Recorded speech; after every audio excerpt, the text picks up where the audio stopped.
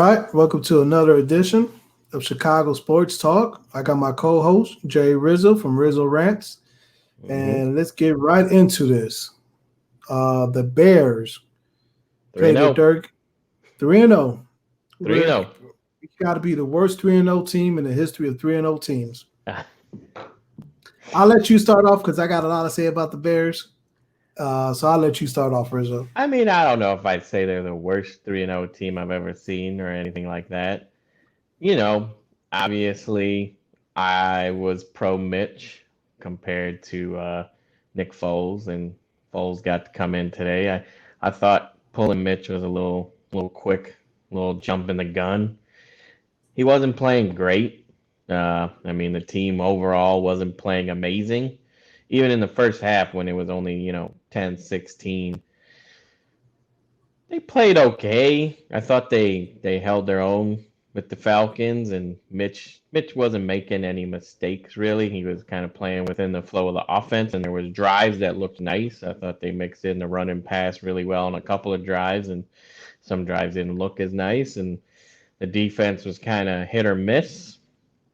Um, and then the second half happened, and the Falcons scored immediately, so that put them in a bind. And then Mitch came out, and he did make a pretty bad pass to throw that pick, and they got a field goal, all that, so they were up by 10 at that point. Or no, they were up by 16, so it was 26-10, and that was when they decided to put in Nick Foles, and I kind of was a little surprised because I didn't think there was a lot of time left. I thought he should have got one more chance, at least to try to come back. But they pulled him. Foles brought him back. They won. Uh, the Falcons, more than anything, the Falcons, the last two games have blown these games. The Falcons should be 2-1. But that's nor here nor there in the NFL. If you lose, you lose. We win. We're 3-0. The Falcons are 0-3 after that. That's just the way this league works. You gotta hold on to your leads. You can't take your foot off anybody team's throat. Otherwise, you're gonna lose most of the time. Doesn't matter how bad the team is. If you take your foot off the gas, that other team's ready to go. Right, right. So yeah, like you said, I agree with you as well. Mitch wasn't playing bad to get. He was definitely not playing bad enough to get pulled. That interception was on him. That was a bad interception on his part. You know what I'm saying? Obviously, he probably felt pressure to force it.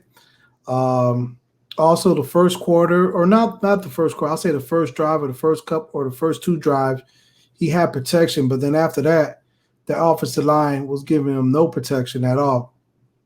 You know what I'm Yeah, saying? yeah. I think you're right. I think when we were talking about the game earlier, through the pretty much like first quarter and maybe even a little bit of the second quarter, the line was doing pretty good job of pass blocking and run blocking, but then the line just kind of fell apart and he wasn't getting any time at all.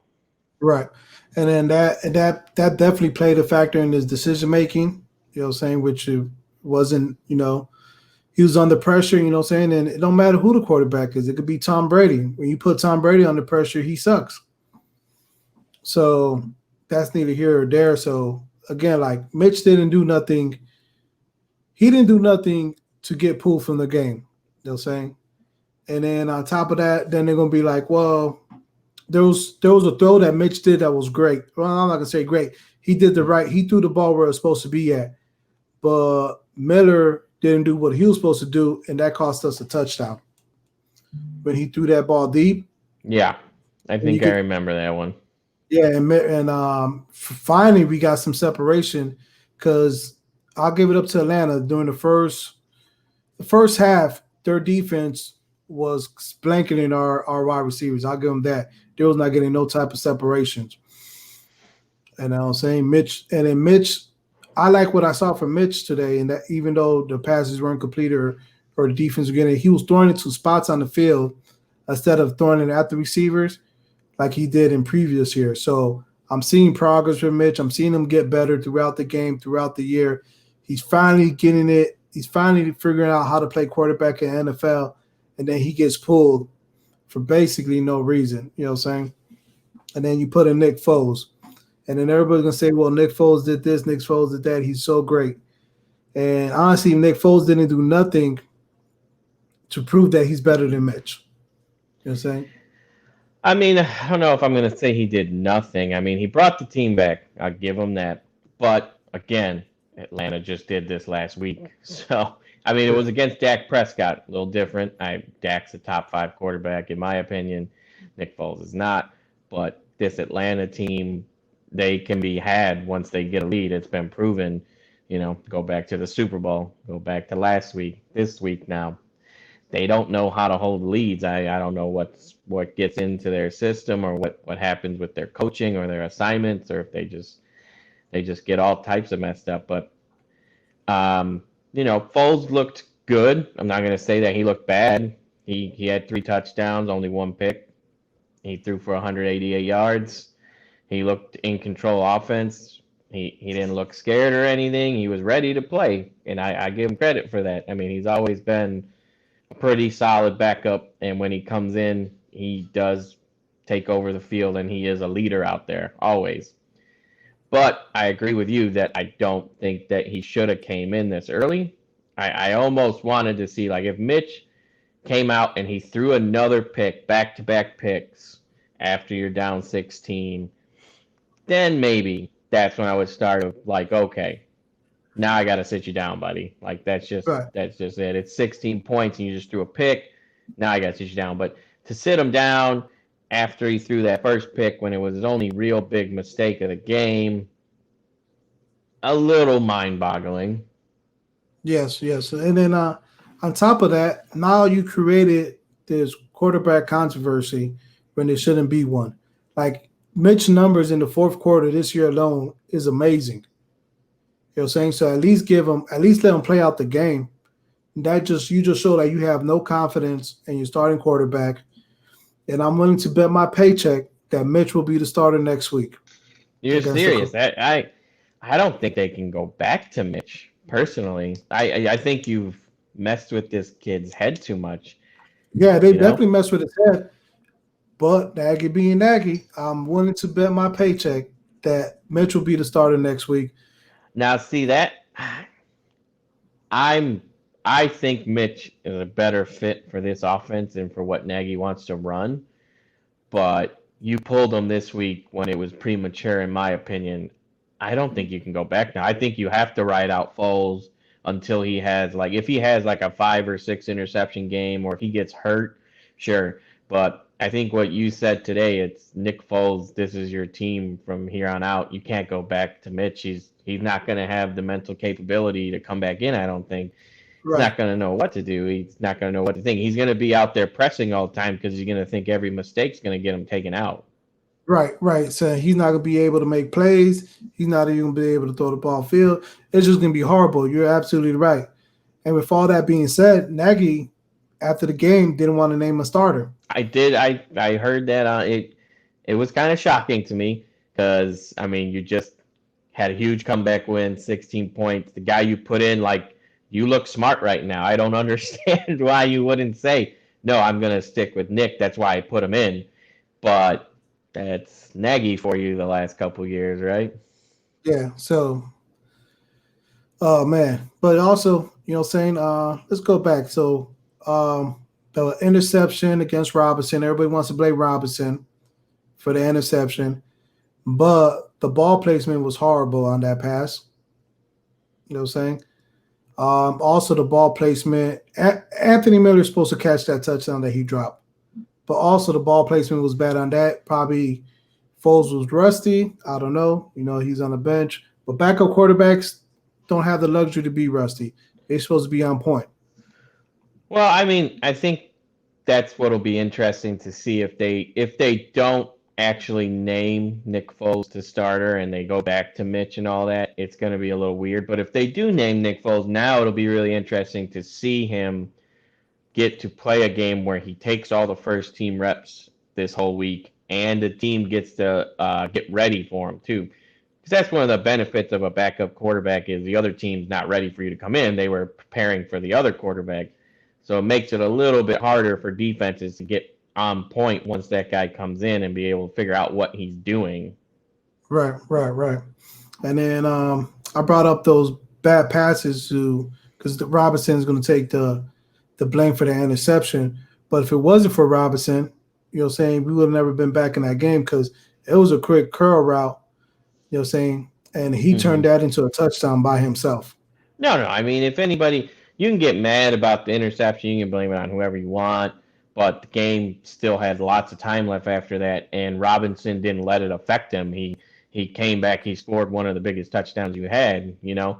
So you can't look at it that way. I mean, Allen Robinson, again, like we said last week, he's a guy that has to get paid. It doesn't matter who's playing quarterback back there, if it's Nick or Mitch, you have to pay that guy because he is your best playmaker and he deserves the money, you know, because he makes plays like that happen. Right. And the guy that we did pay, it looks like he tore his ACL, so that's good. Yeah, that kind of stinks because I actually, for the first game of this year, he looked a little bit more like Tariq Cohen to me. And when he went out, I was just like, oh my God, you just paid this guy and now he's going down. Oh, you know, you can get me started on the Ryan Pace thing again. Like I said, if they don't go back to Mitch, my whole thing is he's got to be fired. That was what Yeah. he did when they did what they did in the draft to get him.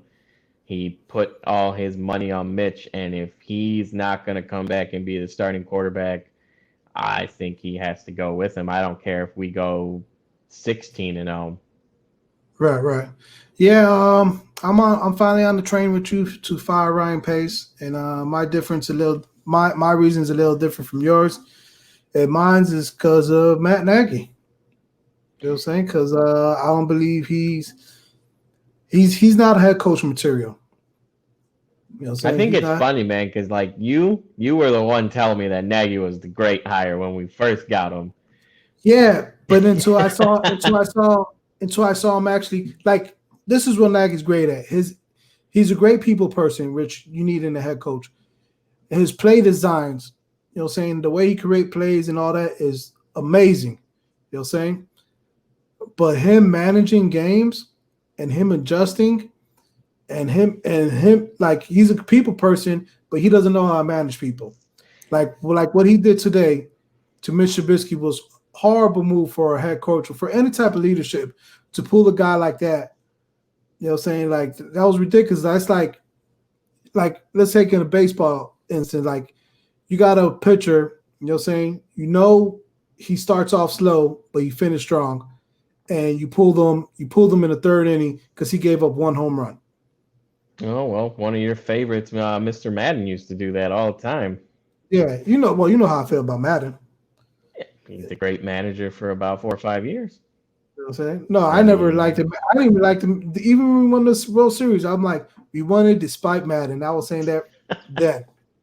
I was saying it then. okay, so like I get what you're saying, and who knows? I mean, do we know if it was Nagy's decision or was it maybe he got a call and management told him like you got to get this guy. We If want Foles out there because we're uh, paying him, and this kid just doesn't look like he's going to be able to bring us back. okay, that goes right back to Pace. Pace is attached to Mitch. So for Pace to be successful, Mitch needs to be successful. So Oh yeah, I'm talking about if they got a call from McCaskies or something though. if you're getting a call from McCaskey's telling you how to coach a team, then the season's over. You might as well just throw this. You might as well throw the whole team away. Then, if you're I getting, mean, they're the owners. They pay you pay your paycheck. So I mean, I'm yeah, just but you wondering. I'm wondering if he was getting pressure to do it. I don't know if he was, because right, like I said, I think most people thought that it was a little bit abrupt. I mean, there's going to be plenty of people out there because there's so many Mitch Trubisky haters out there that they were just like, man, it's been a long time coming. I've been wanting this. Why did it take so long? But if you watch the game at all, he wasn't bad enough where he needed to get taken out. He wasn't hurt and he wasn't making awful decisions. He didn't get like a big hit and just didn't look right. It wasn't anything like that. The score was it was 16 points at that point. So it wasn't like we're done. And it was right. the Falcons who just blew a 20-point lead that we last week against Dallas, Yep. And Mitch just did a 17 Yep. behind comeback, in week one. And then that last drive in the fourth quarter against The who he played Giants. like Giants, you're saying that was all him. You're saying so he's proven when you need him the most, he performs. Yeah, I mean, this week is going to be it's going to be interesting and crazy to see what's going to happen. The media is going to be all over it, obviously. We're going to have to wait and see if Nagy's going to say who's going to be the QB or not. You're saying that you think he's going to go back to Mitch. I think that would be crazy, but you never know with this team what they're going to do with this kind of situation. I think you got to stick with Nick, let him start next week, see how he looks after taking first team reps, and go from there. But I also am of the point. I just don't think you can go back to him. I hate to Yeah, I say agree. it, but I agree but with you. They ruined his confidence, and when you go back, so they ruined Mitch Trubisky's confidence. They're gonna throw him back in that starter, and it's gonna be the worst thing ever. Because now Mitch Trubisky's gonna play horrible, and all the Mitch Trubisky haters like, see, we told you, why do you put him back as starter? But again, I don't listen to the Mitch Trubisky haters because they're the same people that hated Jay Cutler, and all he ever did was break every single Bears passing record. oh man, if anybody hates on Jay Cutler and don't actually watch how he played, they're out of their mind. That dude, for one, he had the worst offensive lines you've ever seen that he got to play behind. I mean, he literally had that one guy that couldn't figure out how to tie his shoes playing offensive line that he had to help. Literally, he couldn't So, tie his shoes. but Not to mention his number one receivers for more than 1 year was the kick returner. yes. So, if anybody wants to talk about Jay Cutler's attitude and they didn't like that, I'm fine with that. But if you have anything to say with his play on field and you didn't watch, he was and still is right now till this day is the best quarterback the Bears have ever had. And that's one of the things. The Bears have been a team that has been super quarterback.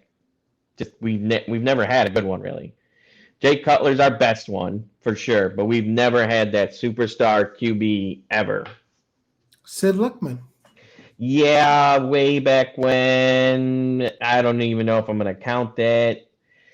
Put up numbers and all that. Let's talk about Super Bowl era, what Oh, we've okay. seen since we've been around. Right, None. right. None. None. No, you're We've had right. none. We've had none, and everybody else in our division has had at least one for a while, you know? Who the Vikings had? Um, well, now you got me thinking. Okay, maybe not the Vikings, but otherwise, Packers, even the Lions with Stafford. I would love to have a guy like Stafford that's been there Right. for so long. Somebody like that. I mean, even the Vikings for the couple years, the 3 to 4 years that they had Culpepper, they're making playoffs all the time. He was in the top talks of the leagues for MVPs. We have never had that with our QBs. I know we've always been a defensive team, and that's fine, but it's nowadays you got to have a QB in the way this league is run, and you got to mature them. You got to nurture them. You got to make sure that you coach them upright, and you got to keep them on your team. Right, right. And that's the key part. You got to mature them. You got to coach them up right.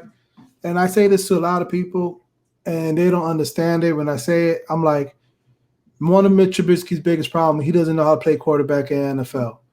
And they're like, well, we should just bench him for that. And like, to give you an example, Lamar Jackson doesn't know how to play quarterback in the NFL. Jared Goff don't know how to play quarterback in the NFL. Patrick Mahomes, last year was his first year he learned how to play quarterback in the NFL. And this year, I was actually seeing some progress with Mitch Trubisky of him trying to actually figuring out how to play quarterback in the NFL. But it's still he still takes forever to go through his progress. He still has trouble reading defense. You know what I'm saying? But at the same time, he never was coached up. He was never taught any of this stuff. You know what I'm No, saying? and I mean, you saw it in the first season with Nagy that it looked like okay, they got something going. He was getting better each game. The team was getting better. But then towards the end of that season, even like the last 3 games, and then going in the playoff game, I don't know, something looked off. Should have thought about it when the last season was coming up, and then last season was just a disaster for everybody. This year, though, like I said, I thought he looked a lot better. I agree with you. I thought Mitch looked better. I thought Nagy was doing better play calling that was more balanced. They were adjusting a little bit better. I thought it was all starting to look good. So that's why, again, this taking out was a little bit of a surprise. Right. And it's not all bad. Let's highlight some of the goods. Khalil Mack and what's the Akeem Hicks, man. Hakeem Hicks. Hakeem Hicks. They showed up today. They played. They played the whole game. They were great. I thought they did a great job the whole time. Even when they had given up about what was it, 13 points in a row, I still thought they were playing hard. They still kept the guys in. And then once they got that score up to 26, that defensive line just even stepped up their game up. Those two guys were just getting in there on every play, making Matt Ryan feel uncomfortable, not allowing the run game to do anything after that. They played their butts off, man. Yep. And like we said in the last episode, or like I said in the last episode, I want to see Mac with his hand on the ground. I want to see him on the line. Tired of seeing him standing up, and we did see more of that today. Again, they also had him in the first quarter or the second quarter. I saw him in coverage for quite a few plays, and he should never, ever be in coverage. That's the dumbest thing ever. The coverage one doesn't make any sense. He's athletic. I'll give you that. You're just trying to say, oh, well, he's athletic. But covering people is a skill, and it's not one he has. It's not one he needs. So don't make him think he has to do it. Keep him what he's good at. He's good at rushing the QB. Keep him down over there. Stopping the run. Don't do anything that has to do with coverage, though, because it's not going to be good. Yep, just keep him and Hicks, him and Mac, Khalil Mack and Akeem Hicks next to each other. Keep them both on the line, and good things will happen like today. Yeah, that was the best thing I saw today was that that defensive line was nice. If we can get that play, it might help with some of these games where the offense starts off a little slow, because the defense does need to stop giving up so many big plays, then kind of tightening up. I don't like seeing the chunk yards so much because then it takes the offense out of the game. So I want to see them play a little bit more where it's a little more 3-and-out sense instead of we will give up a bunch of yards, but we're not going to give up any touchdowns. I want to see them get to that point where we don't want to give up even yards. Like, let's shut them down, get the ball back to the offense. Right. Totally agree. And moving along, the Cubs and the White Sox play again this past week. This is the last week of baseball, and the seeding for the MLB playoffs has been set already. It sure has. I mean, this week sucked for the Sox. Let's just flat out say it. We sucked. We were bad, but we had already clinched, so we're in. We lost our lead in the division. We got swept by Cleveland, and then we lost 2 out of 3 here on the weekend to the Cubs. And it sucks to back into the playoffs like this, but I will say the last 2 days made me feel a little bit better because Luis Robert got hits in 2 straight games, and he had a 3-hit game today, and he was really struggling. So I was happy that they gave him a day off, even though we were trying to win every game this week because we were still in the division race and our seeding wasn't set. But kid needed a day off, and he looks good now. He was smashing hits today. So that's good going in the playoffs. Yohan Moncada yesterday, he looked fantastic. He kind of looked a little bit more like his old self. He's still coming back from that COVID stuff, and I give him all the props in the world for playing through it because he's played a great third base. Fielding hasn't been a problem, but the hitting hasn't come around. But in this last week, what I've seen from him gets me more excited because now you got 2 of your big core guys right there, and Moncada, Robert coming back. We need it right now because the team's not playing that well overall, other than Abreu. But going into the playoffs, I'm not super pissed that we didn't win the division and that we weren't the number 2 seed, because if we would have won the division and been number 1, we would have had to play who was it? If we're number 2 seed, we would have had to play Cleveland. Cleveland would have fell to 7. And I don't want to play Cleveland in a short series. I said it last week, so I still feel that way.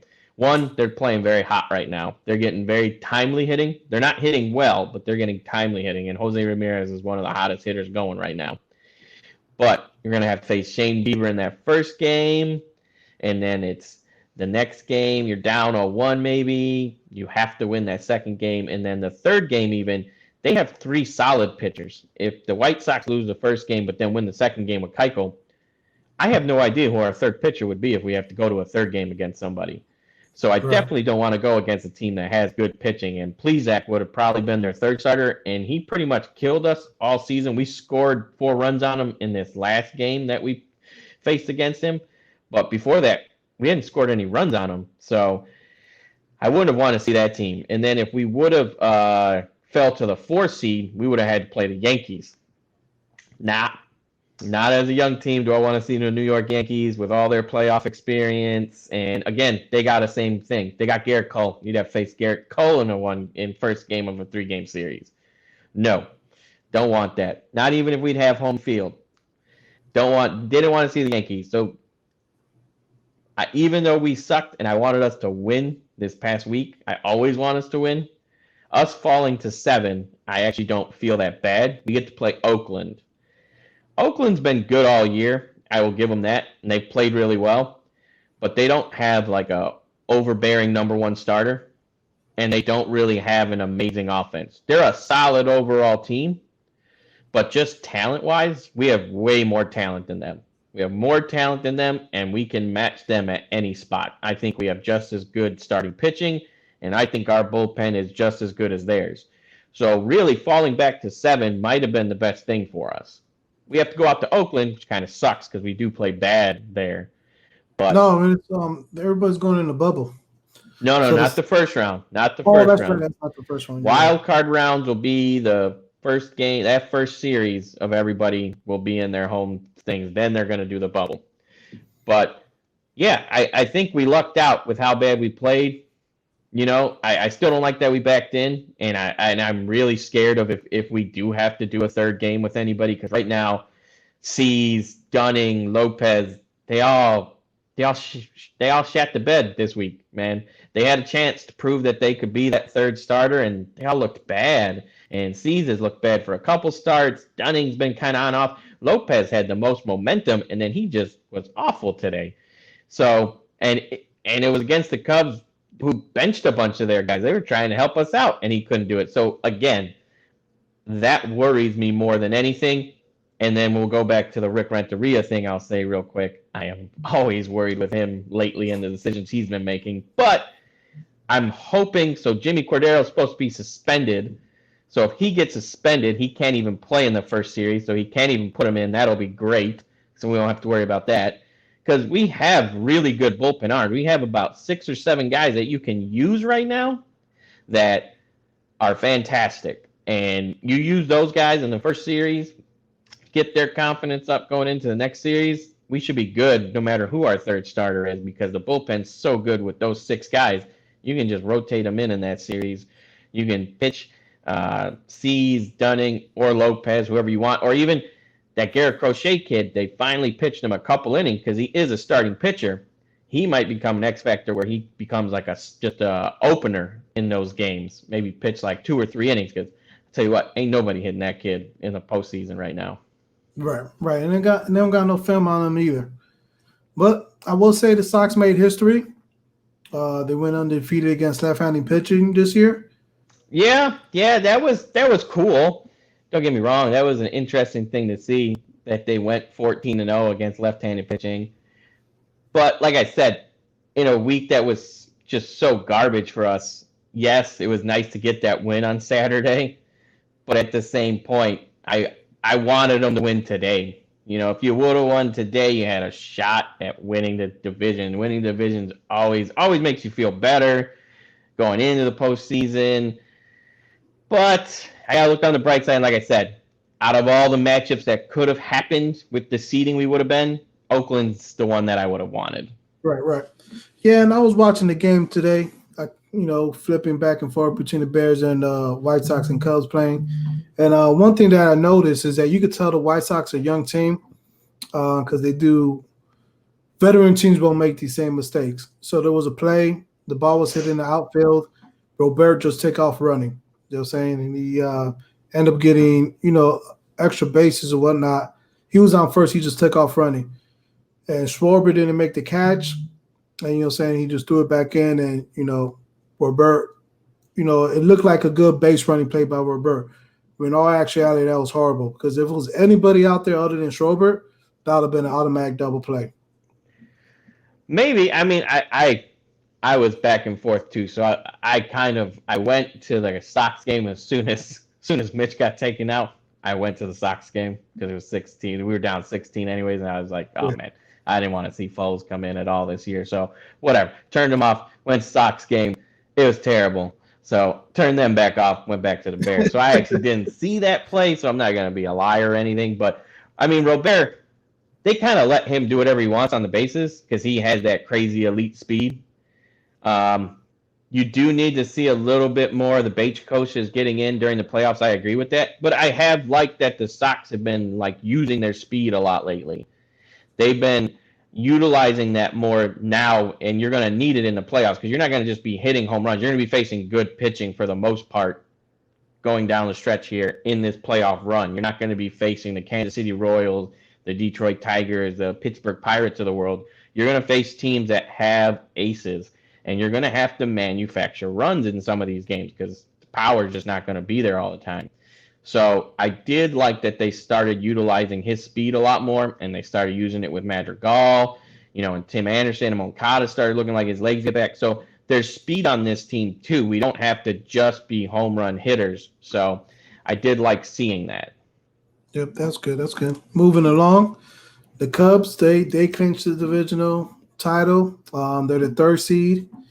They play against the Marlins, which should be an easy sweep for them. But since it's the Cubs and they like to play down to the competition, I won't be surprised if the Marlins sweep them. The quick question is do the bad memories start coming back? Oh man, do the bad because that's the last time. That's the last time I think the Marlins been in the playoffs, and Well, we don't have no fans in the stadium. No fans in the stands. So, but if it's a close game and some errors start happening, I wonder. None of these guys were there for that. Well, the curse is lifted. We won already, so. Right, but this is a different one. This was a different curse, though. This was a different thing that happened in this game. So I'm just saying, if some weird stuff starts happening, it'll be interesting to see how the Cubs react to it. Because yes. That was the last time. That was the Bartman game. Yep, that was bad memories. But I did like what Ross did this week. Saying, the Cubs came in, did what they're supposed to do, but he was putting in pitchers and he was putting in players and basically see who's going to get ready for the postseason, see what we got. Like the guy that started today, I forgot his name now. Alizé looked really great against the White Sox. I like what he did when he had runners on base or the bases loaded and how he got himself out of a jam. Love seeing that. There was another game too. Oh, Chris Bryant looked like his old self again. There was a situation where Cubs had bases loaded, and I'm thinking with no outs, I'm thinking to myself, they got to get some runs in. They can't have another incident like we did against Milwaukee, and they get 3 quick outs and we get no runs in. Brian came in and rocked the grand slam, which was great. Saying Brian been killing this whole series, which is great. So the thing I liked about Bryant even more though than him doing well is how he talked to the media. I don't know if you saw it. No. It was great. I mean, they obviously asked him about his strugglings from the season and if it had been affecting him or whatever. And he pretty much told him he doesn't care. He's out there to play. He's like, I can go 4 for 4 with 4 home runs and they still won't care. They will still say that I haven't done enough. But you know what? We're here now. I'm in the playoffs. I'm gonna do me. So right. You guys can think whatever you want, which is good. And he actually cursed in it too, which was kind of interesting because if you're hearing you know Chris Bryant pretty well. You don't curse a whole lot on any of these things. So to see him do that was pretty interesting. And it looks like it looked like he's ready to go. He looks like he's healthy. He looks like he has a good mindset. At least that's what I got out of that interview. Was like, okay, this guy's ready. That's good. So he's playing with a chip on the shoulder Yeah. again. That's great because when Brian's firing on all cylinders, he's arguably the best player in baseball. Oh, you're crazy. Arguably, you can make a case for him. I'm not saying that he's not a great player because he can be that, but it's been so long since we've seen it. I mean, all you want to get out of him is he just needs to start hitting like he did this past series against the White Sox. If he can do that going into the postseason, and your other guys, Baez, Contreras, Rizzo, Schwarber, they all can chip in, it's only going to help things out, Yep. And then I saw Billy Hamilton out there today. He looked really good. Oh my God. That's one thing that I didn't watch it. Whoever gave up that home run to Billy Hamilton cannot pitch for my White Sox, or I will turn off. I will turn them off. I will not watch them ever again, because if you gave up a home run to Billy Hamilton, you got to be pretty bad. The dude can't bunt or anything, let alone hit a home run. But yeah, that definitely gave him confidence, and we need that for him to, because we're always going to play him in the playoffs for his speed alone. I didn't even know you guys got him. When did that happen? Did he get cut from a team and then you guys picked him up? Probably.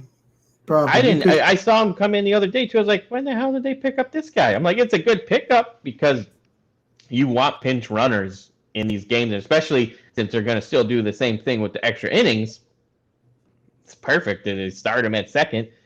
Have him steal third right away. Yep.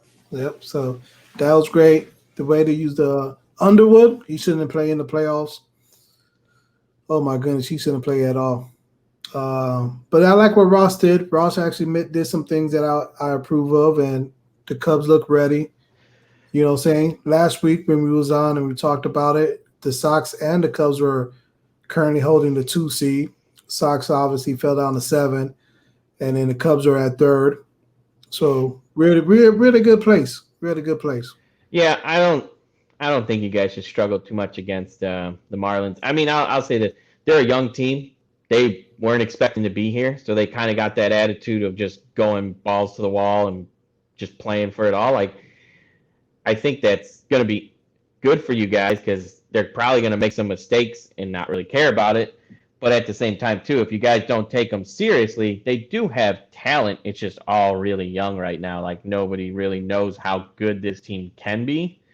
They're way ahead of schedule to get in the playoffs, obviously. They do have one really good pitcher in Sixto Sanchez, but he has been struggling lately. Sandy Alcantara and Pablo Lopez, I would think, would be their other 2 starters. They've been pretty good. But the offense... it's a lot of young guys. So you guys will have.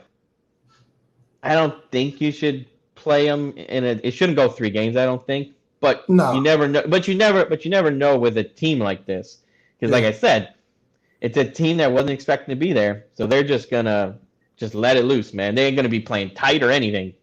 They're gonna be loosey goosey. But our first 2 starters, I'm very confident because obviously Darvish and Hendricks. Yeah, Darvish and Hendricks. And Darvish is putting up – Darvish might run to Cy Young. He put up a great case to win Cy Young. I think the last couple starts might have hurt him. He had a good start against the Sox, but his 2 previous ones before that might have hurt him. I think Bauer might have passed anybody in the NL. That's just what I would guess. But it'll come down to Bauer, Darvish, and DeGrom. Yeah, so he put up – and then you got Hendricks. So they're both playoff tested. They both know what they need to do. They both know how to use the whole plate. They know how to go what they call the diamond, north, east, south, and west. So I'm not worried about those guys. Are you feeling confident about that pen though? I feel more confidence about the pen because other guys. So. Well, in a short series, I feel confidence about the pen because other guys that normally start will be in there. Like Alec Mills will be coming out of bullpen. You know, saying Jeffrey's been doing well. You know, saying Craig Kimbrell's been doing pretty good. Yeah, Kimbrell, he looked like he found his form. So that's three people right there. You know, saying Darvish going to eat up innings. Hendricks going to eat up innings. Lester's going to eat up innings, regardless if he's playing good or not. You just can't take Lester out. Yeah, I mean, he had a bad start against us, but we've hit him both times we played him. So in the playoffs, he's usually a lot better. Yeah, so I'm confident. Like, so the short series, and then we see what happens when we advance, if we advance. Well, I mean, yeah, I don't jump the gun or anything, but yeah, I'd be pretty shocked if the Marlins beat you guys.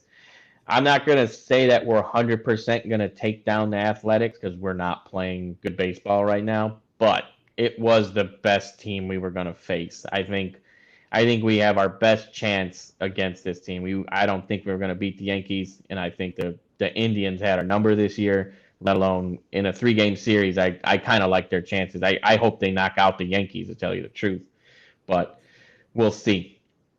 Right, right. And moving along, the Bulls finally got a head coach. They signed Billy Donovan. He said all the right things at his press conference. He said he's going to talk with the players, get to know the players, get to see what works for them, and and adjust and help them succeed or put them in a position to see or to maximize their abilities. What's your first thoughts on the hire? I don't hate it.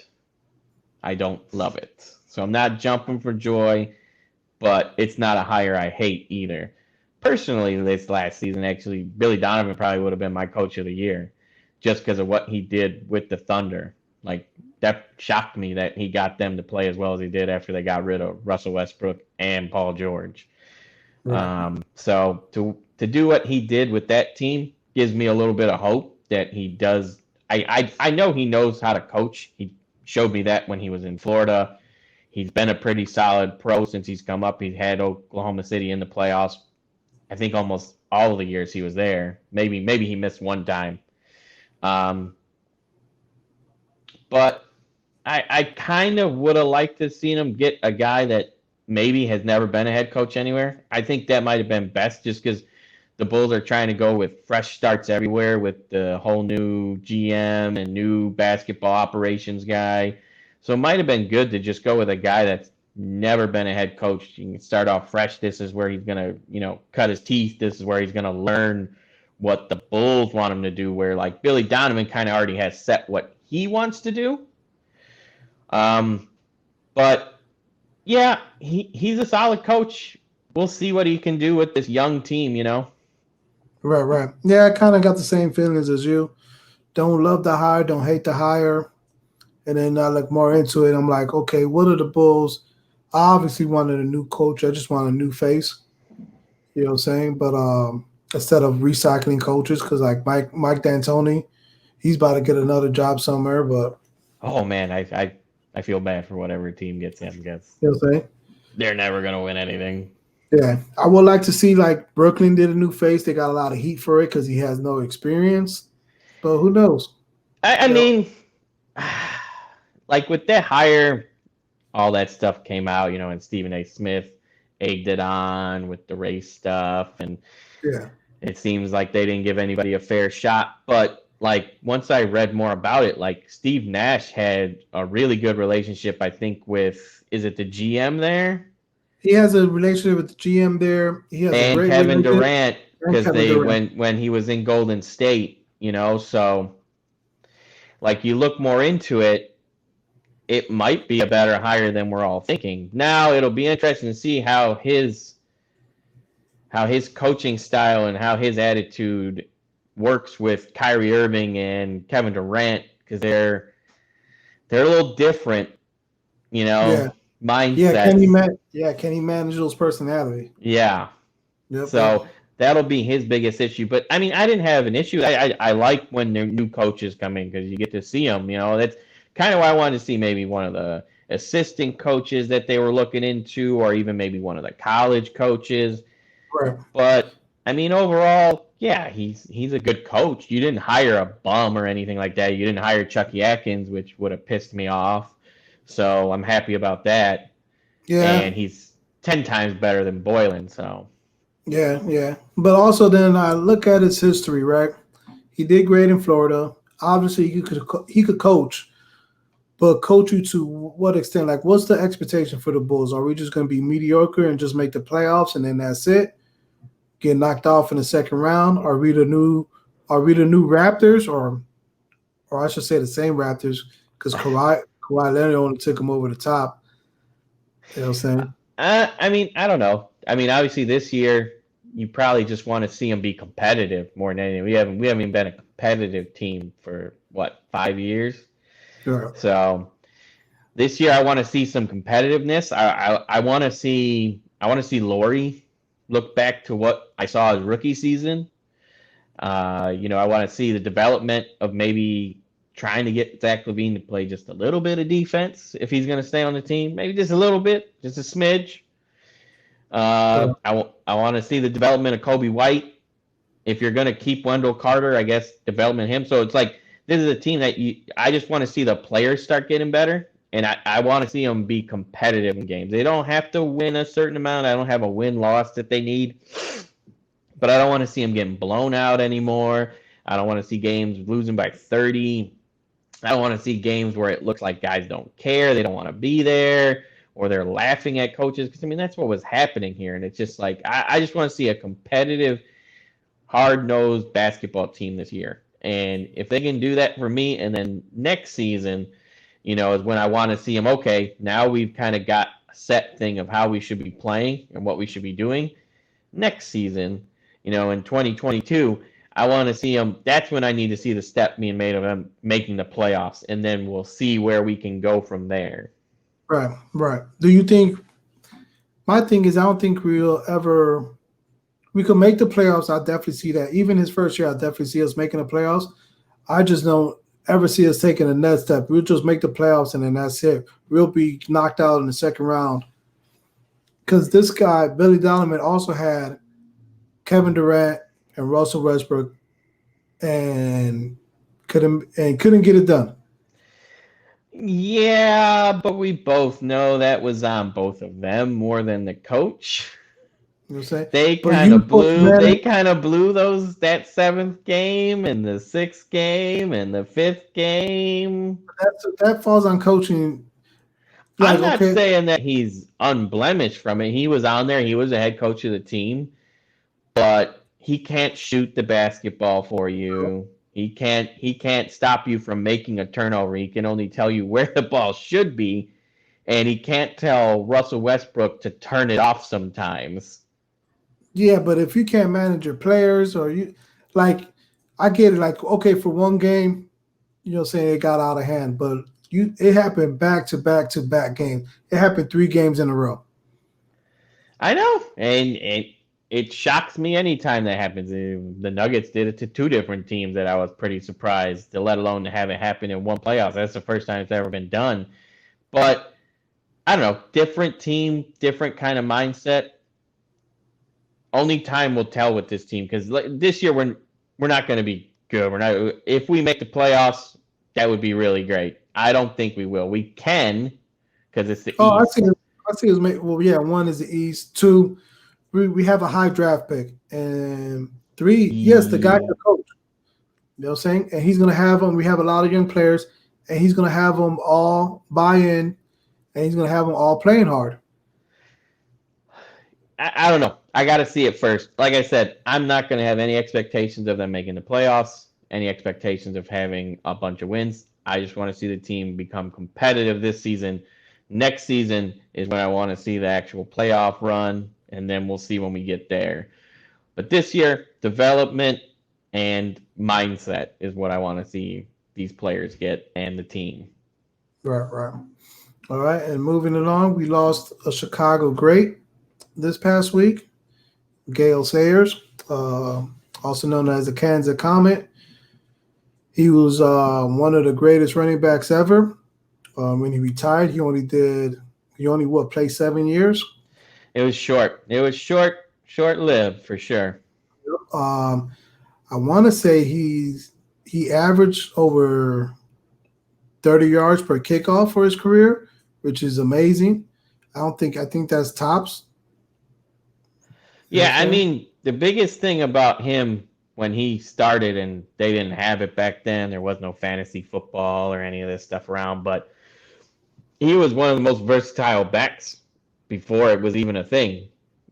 He could run, he could catch, and he did kick return and punt returns for us. So he kind of did everything. And you had other running backs before him that were fast and big, but they didn't have the elusiveness that that guy had, man. The moves that Gale Sayers would put on people, it would put them in a spin cycle. You know, he was juking guys out of their jock straps. This guy was insane with the moves that he put on people. And back then, you never even saw it really. Now you can see it all the time because people copy other players and have seen his stuff. But he was kind of the first of his breed to do that kind of stuff. Right, right. Yeah, he was definitely putting up video game type moves. There's one run where he ran, where as a coach, you never want to see your players run backwards or run side to side. And it was one play he just ran backwards to the left, to the right, to the left, to the right, and then somehow broke free. It was like playing with Bo Jackson and Techno Bo. Mm-hmm. And you know what I'm saying? He just ran around the whole field and broke free and scored a touchdown. Like it's ridiculous the things he did. He was amazing. On and off the field too. You know what I'm saying? We all know the story about his about Brian Piccolo and how much Gale Sayers played a part in that. And he was just great for the game. He was great for Chicago. He was great for football. And yeah, we just lost another legend. Yeah, I definitely think people should go back and look a little bit more. I mean, even me, I didn't know much about Gale Sayers. I had to obviously I wasn't alive. I had to go back and look at tape. But if you go back and look at tape of this guy, like he was way ahead of the game before it even got to where it was right now. You know what he was doing back then, people still do now, and probably still would be amazed at the moves he could do. So he's a great player, man, and sucks that we lost him. You know, but at the same point, I'm really happy that we got to see him, and he was a Bear his whole career. He got out of the game at a smart time. He only played 7 years, but they were really good 7 years, and he left where he wasn't all beaten up like some of these other running backs that I feel bad for. Um, but yeah, he was the first big great offensive player I would really say for the Bears at running back. Right, right. He definitely started the tradition of running backs for Chicago Bears. Everybody knows about Walter Payton, and then Matt Forte you could put up there, Neil Anderson you could put up there. No, we've always had a solid running game ever since Sayers was there.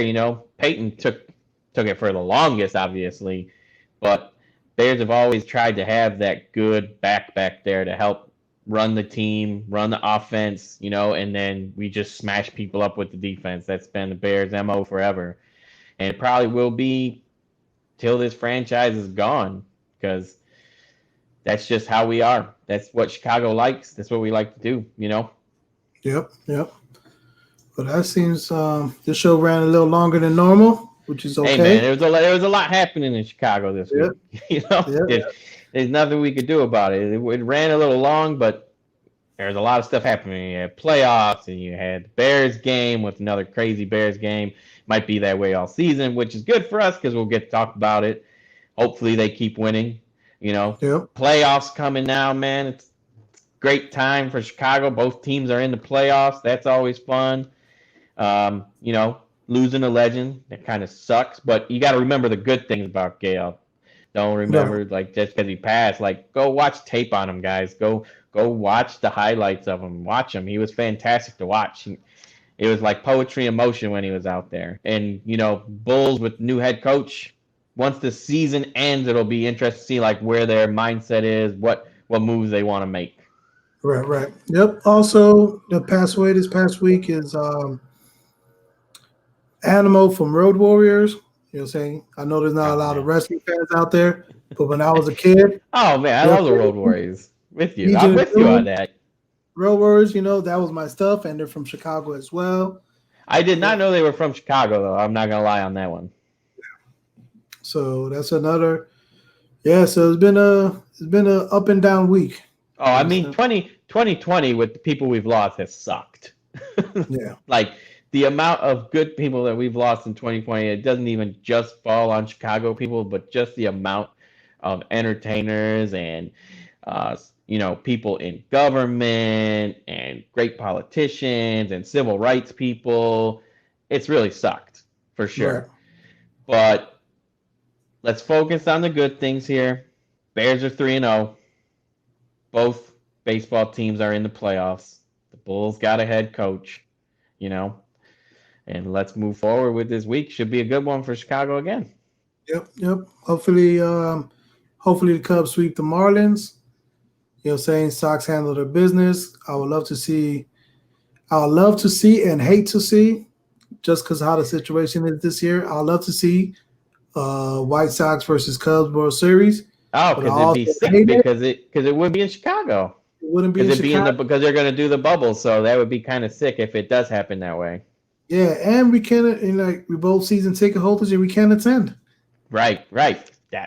That's terrible too, man. I don't know. A lot of people I know that say if it is going to be a Chicago versus Chicago World Series, a lot of people are telling me whatever happens, this city's going to burn. I don't know. You guys are you Sox fans are more casual than us. On the south side, lie. You guys are more casual than us, Cubs fans. These Cubs fans is a bunch of like I said, obnoxious pricks. You know what I'm saying? They're a bunch of assholes, for lack of better words. yeah, we can go with that. But I mean, you got your crazy Sox fans out there too on the south side that don't play but they around. gotta go to work the next morning. So yeah, I don't know. It would be cool to see. It would be not awesome because nobody would be able to be there, and to have a World Series in Chicago would just be fantastic. But if they make it, it's still going to be cool, even though it's in the bubble. Right. Now the city will definitely be on fire if the Bears win a Super Bowl. Well, we're 3-0 right now. We're still tied on top of the division with the Packers because they won again, but we're 3-0. That's what I want people to. I want Bears fans this week. Don't worry about the QB situation. That'll work itself out. Whatever happens is there. But we're 3-0. And in the NFL, all that matters is winning. Win each week. And they keep doing it. It's not pretty. And everybody keeps talking about we're the worst 3-0 team. Whatever, we're 3-0. There's plenty of teams that are not 3-0. Right, so, we could be the Falcons. We could be the Falcons, who should be 2-1, but they're 0-3. So we could be the Dallas Cowboys. They're 1-2. They're a Super Bowl favorite. They're 1-2 right now. The Saints, Super Bowl favorites, 1-2 right now. Yep. Bears are 3-0. Enjoy it. Hopefully they make adjustments to get better so these games aren't as crazy and as ugly as some people think they are. But if they keep winning, that's the main thing people need to realize. When a team starts winning and figuring out ways to win, it can be contagious, even if you're not that great of a team. Right. Yep. Well, I think that's it for the show today. And that we're out.